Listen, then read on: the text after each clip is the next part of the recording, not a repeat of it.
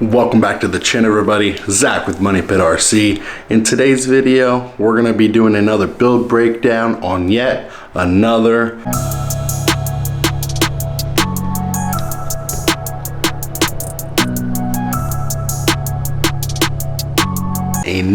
pinched Toyota body. Compliments a Thingiverse. Found the file, printed it for free. So what makes this thing special is the paint job. I tried my best to do the best that I could, and I think it turned out really well. So I used Tamiya paint. We did a base layer of brown. We did the orange, and then we did a light coat of the brown over top. Gave it a little bit of scuffing and sanding, and this is what it came up with. We did do a little light brown on the tonneau cover, and also we left one of the fenders bare, and then we just did the brown over that. I think it looks pretty good. Added a windshield and a driver's side half opened window, I would say. So on the outside, it is pretty basic, but you can see it sits low, it sits wide, and overall, the appearance is exactly what I was looking for. So we'll kick it off with the wheels and tires. We have some China Steelies, got off eBay. Wrapped around the wheels, we have some Enduro Swamper tires. Still the stock foams, have no issues with them. Coming on the inside, like I said, this thing is basic. Let's get started with the frame rails. It's the Mies Racing LCG chassis, carbon fiber of course. Up front, they are stock axles. They have Hobby Park steering links and a Hobby Park brass diff cover. And then on the ends, we just have the 7mm hex extensions. On the rear, stock axle, just a Hobby Park brass diff cover, and then also the 7mm hex extensions on the outside. Coming underneath, all plastic. So we have the stock skid shield sitting in the center. Connected to that, we have the stock SCX24 Jeep JLU front links. Still have the wishbone in the front, so that's just a 3-link. Coming in the rear, so we did have to use a TRX4M Bronco lower link to replace the Jeep JLU lower link. We had to put the Jeep JLU lower link on the upper link just because the TRX4M link is longer, so we had to put the longer rear link on the back. It's confusing, but it works. And I needed to keep the pumpkin nice and straight so my drive shaft didn't have any weird angles, and that's what I found out that worked, just because I needed to extend the rear link a little bit longer just to fit the wheelbase of the body. So other than that, stock drive shafts, a whole bunch of plastic. This thing is light. All right, coming into the electronics, Reefs 99 micro up front with a shorty horn. We have the FuriTech Mini Komodo motor sitting on the FuriTech Stellar transmission. And then in the rear we have the FuriTech Python integrated receiver all-in-one. We have that hooked up to an Avatar. Then I think I forgot about the shocks, but they are the stock new oil-filled shocks from the SCX24. They are great. They are very nice, soft, and plush. I really do like these shocks for being stock. They operate really well, very smooth. So as for the whole build, it is basic, simple. So I'm very happy on how this thing came out. It's exactly what I imagined it. So right now we're gonna take it on the Hanger RC crawler tracks and see how it performs. We're gonna start off with the pipeline, just because it's something nice and simple.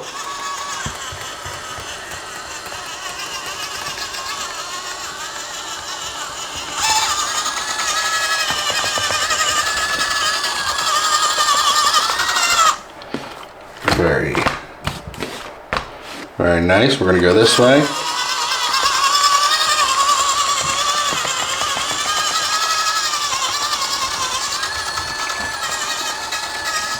And yes, we do have some tire rubbing, but that's because it is so low and I don't want to trim the body. Next up we have the Wave, which it might struggle a little bit just because of the small wheels and tires.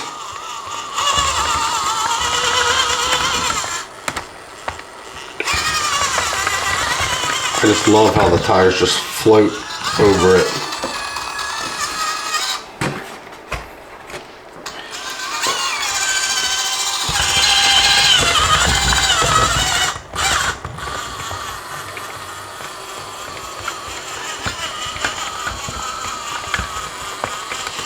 It is so well balanced. That's what amazes me the most. We got the frame bender out.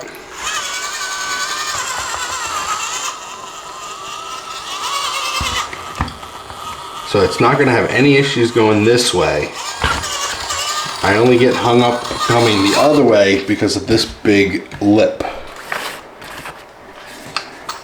So we'll see.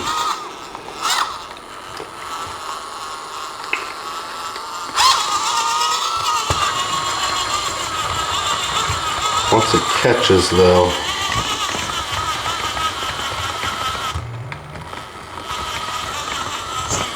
there we go.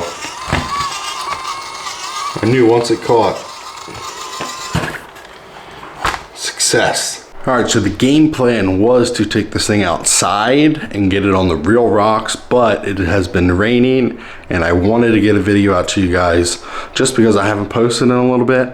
I've been slacking, which I need to get back on my daily schedule. But in the meantime, we have some of the new indoor obstacles that we've built. So we're just gonna try it on that. This is gonna be the first run ever and see how it does. I don't know if you follow the Instagram or not, but I am building a modular course. So all of my obstacles are on boards, which I can rearrange in different sections, just so I can change it up every now and again. So this is one of the sections just that I'm gonna just play around with.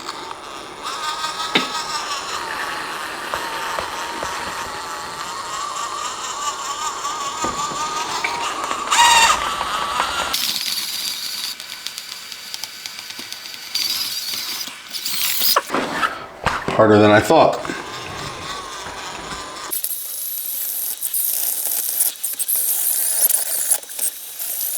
Maybe I built these a little bit too hard.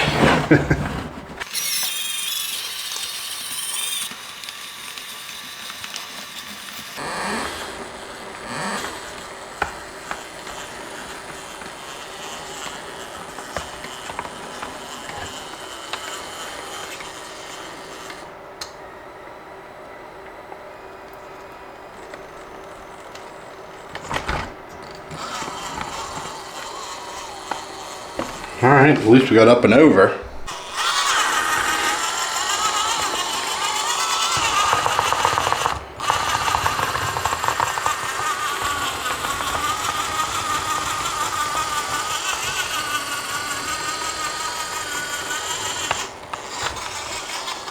All right, we got that.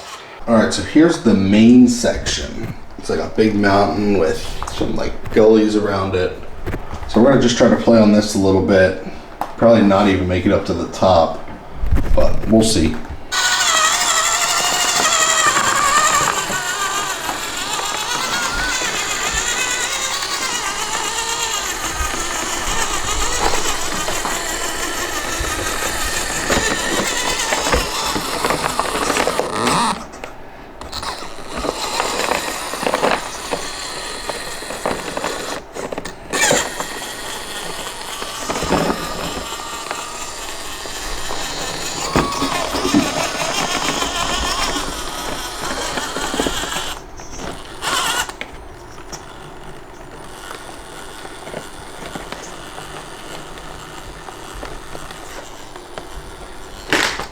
Oh.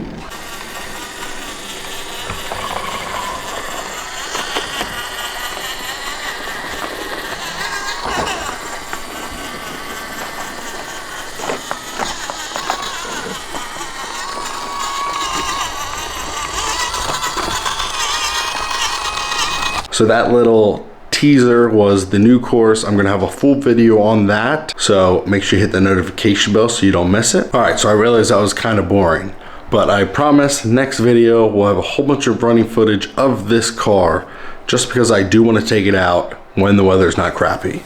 I hope you guys enjoyed this video. Leave a like, comment, subscribe if you haven't already. You know I enjoyed reading through all your feedback. I'll catch you guys in the next video.